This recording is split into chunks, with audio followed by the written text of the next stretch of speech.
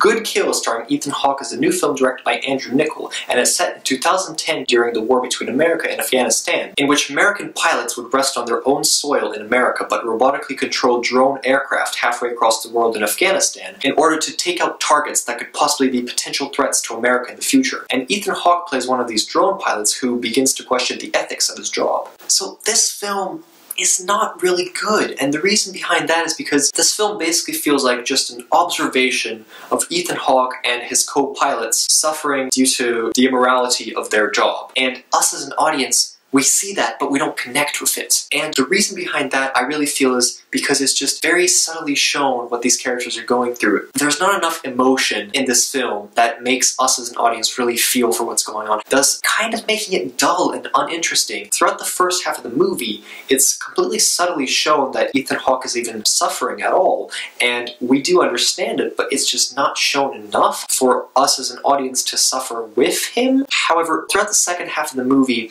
it does get a little bit better, and we do start to feel for his character, and we do start to understand the suffering and guilt that he's going through, and that's also enhanced by the beautiful score that plays. The best thing about this movie is the cinematography and the visual filmmaking of this film. So 50% of this movie actually takes place on a monitor of the drone's camera of what he sees and what he's targeting. So that's really powerful and emotional because we get to see literally how small all of these Afghanis are. And second of all, due to this shot being a bird's eye view, we see these Afghanis as ants, basically. And the amount of these Afghanistani people that these Americans kill is just horrible. There are a couple of these shots where it perfectly makes the link to show how unethical it is that these Americans are just killing all of these possible targets that could possibly be a threat to America in the future, and they're just executing them from the air. Because these soldiers are in Nevada, and basically when Ethan Hawke's character comes home, we see that exact same structured wide shot, this bird's eye view of Nevada, and of Ethan Hawke coming home in his car. And because we feel for Ethan Hawke's character, that shot really lets the audience imagine what it would be like to bomb him and his family and all of these Americans. So yeah, so cinematography of this movie is actually really good because it develops and enhances these themes of the film. This film doesn't transcend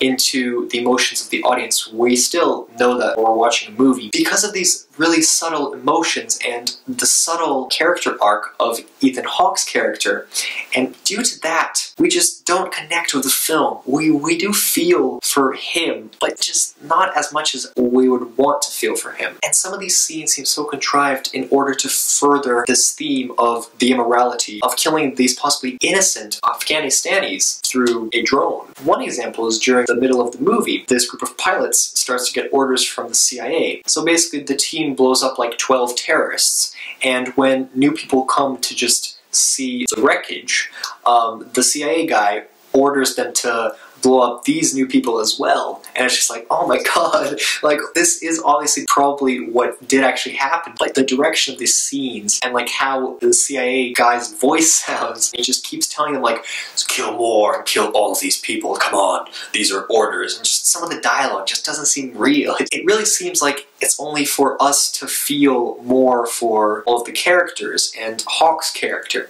but we just kind of don't because it seems really contrived, that's the thing. So however, the acting, Ethan Hawke is really good. The general, played by Bruce Greenwood, is also really good. Zoe Kravitz, January Jones, they're all really good.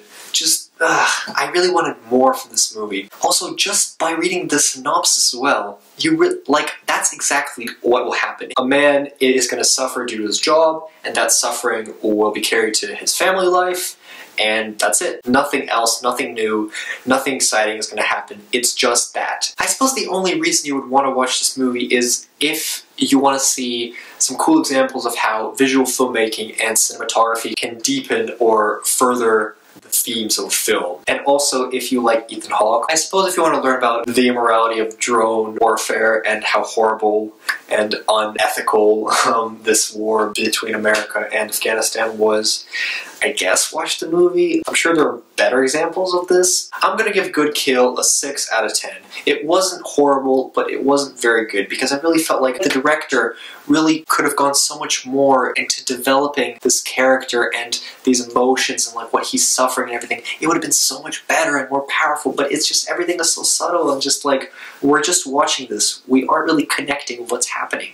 But some scenes are powerful, some shots are powerful, of the drone camera, for example, or the shots that link how it would be like to kill Americans in the same way as killing the Afghanis. This was another episode of Blumenfolk Film Talk. I was your host, Daniel Blumensev. If you guys have seen Good Kill, or if you're planning to watch it, please tell us in the comments what you thought about it. If you thought it was as mediocre as I did, or if you thought it was actually quite good, leave us a comment. Make sure you like this video and subscribe to our channel in order to be updated when a new review of a new movie is going to come out. Thank you very much for watching. Bye!